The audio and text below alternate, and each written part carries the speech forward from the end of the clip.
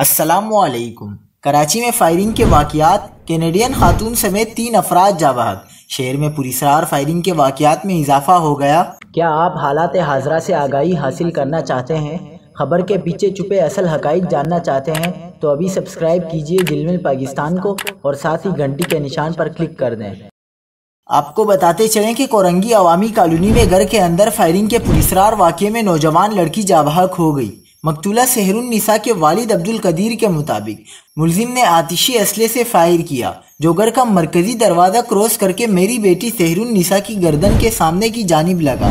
بیٹی کو ایمبولینس کے ذریعے اسپتال لے جا رہے تھے کہ وہ راستے میں ہی دم توڑ گئی۔ دوسری جانب گلستان جوہر میں نامعلوم سمت سے آنے والی گولی لگنے سے 40 سالہ خاتون جاں بحق ہو گئی۔